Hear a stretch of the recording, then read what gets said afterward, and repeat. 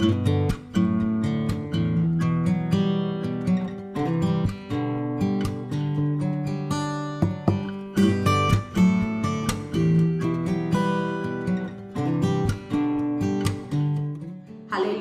இன்று அதிகாலையில் நாம் பரிசுத்தரின் வார்த்தையை நாம் தியானிக்க இருக்கிறோம். இந்த நாளிலே கூட மத்தேயு எழுதின சுவிசேஷம் 6வது அதிகாரம் 16வது வசனம். நீங்கள் உபவாசிக்கும் பொழுது மாயக்காரரை போல முகவாடலாய் இராதேயுங்கள். ஆம் தேவ ஜனமே, நாம் 40 நாள் உபவாசம் இருப்போம். 40 நாள் நோன்பு இருக்கிறவர்களாய் நாம் இருப்போம். வெளியரங்கமாய் நாம் நம்முடைய உபவாசத்தை காண்பிக்காதபடிக்கு நாம் அந்தரங்கத்திலே தேவனை நோக்கி உபவாசிக்கிறவர்களாக நாம் இருக்க வேண்டும். எனவேதான் நமக்கு அழகாக வேதம் கற்றுக் கொடுத்திருக்கிறது, உபவாசத்தின் போது முகவாடலாய் இருக்காதிருங்கள் என்று சொல்லி. முகத்தை வாட வைக்காதிருங்கள். ஏன் இப்படி சோர்வாக இருக்கிறேன் என்று சொல்லி ஒருவர் கேட்கும் பொழுது, ஆம், நான் 40 நாள் உபவாசம் இருக்கிறேன் என்று சொல்லி ஒரு பெருமை மிக்க காரியம் அல்ல இந்த உபவாசம் என்பது.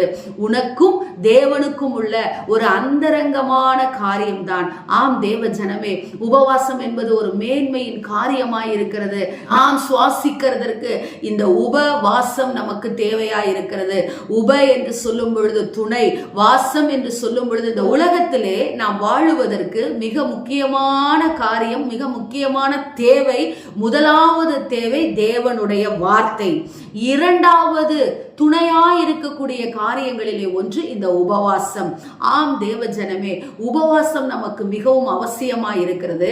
ஆனால் உபவாசம் தேவனுக்கும் நமக்கும் மாத்திரம் தெரிகிறதா இருக்க வேண்டுமே ஒழிய, நாம் பிறருக்கே தெரிகிற மாதிரி நம்முடைய உபவாசங்கள் இருந்தால் அதற்கு பலனில்லை என்று சொல்லி வேதம் தெளிவாய் சொல்லுகிறது. உபவாடலாய் இருக்க கூடாது என்று சொல்லி கர்த்தர் சொல்லுகிறார். தலைக்கு எண்ணெய் பூச வேண்டும் என்று சொல்லி கர்த்தர் சொல்லுகிறார். மற்றவர்களை பார்க்கும் பொழுது உன்னுடைய உபவாசத்தை குறித்து பெருமை அடிக்காதபடிக்கு நீ இருக்க வேண்டும் என்று சொல்லப்பட்டிருக்கிறது. தேவ ஜனமே, கர்த்தர் நம்மிடத்துல எதிர்பார்க்கிற ஒரு பெரிய காரியம் என்ன தெரியுமா? மனத்தாழ்மையை நம்மிடத்துல எதிர்பார்க்கிறார். அந்த மனத்தாழ்மையோடு கூடிய ஒரு உபவாசம் உங்களுக்கு இந்த நாளிலே அவசியமாய் இருக்கிறது. நம்முடைய உபவாசங்களையும் ஜெபங்களையும் கர்த்தர் அங்கீகரிக்கிறவராய் இருக்கிறார். தேவ ஜனமே, உண்மையான தேவனை ஆராதிக்கிற நீங்கள் உபவாசிக்கிற பொழுது இதோ உங்கள் முகவாடலாய் இல்லாதபடிக்கு, வெளியரங்கமாய் உங்கள் உபவாசம் தெரியாதபடிக்கு அந்தரங்கத்திலே உங்கள் தேவனை நோக்கி கரங்களை ஏறெடுங்கள்.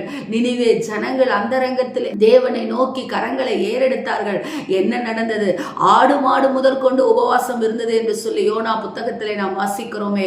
உங்கள் உபவாசத்தில் உங்கள் பிள்ளைகளில் இருந்து எல்லாரையும் உபவாசம் இருக்க சொல்லுங்கள். இதோ இந்த உபவாசம் நாம் என்ன சொல்லுகிறோம் என்று சொல்லும் பொழுது அநேகர் சொல்லுகிறார்கள், உபவாசத்திலே சுகரோ பிபி பேஷண்டோ இருந்தால் உபவாசிக்க முடியாது, ஹார்ட் பேஷண்ட் உபவாசிக்க முடியாது, வியாதி உள்ளவர்கள் உபவாசிக்க முடியாது, சிறு குழந்தைகள் உபவாசிக்க முடியாது என்று சொல்லுகிறார்கள். யோனா புத்தகத்திலே தெளிவாய் சொல்லப்பட்டிருக்கிறது, பெரியோர் முதல் சிறியோர் வரைக்கும் அவர்கள் வைத்திருக்கிற எல்லா ஆடு மாடுகள் எல்லாம் இரவு உபவாசித்தது.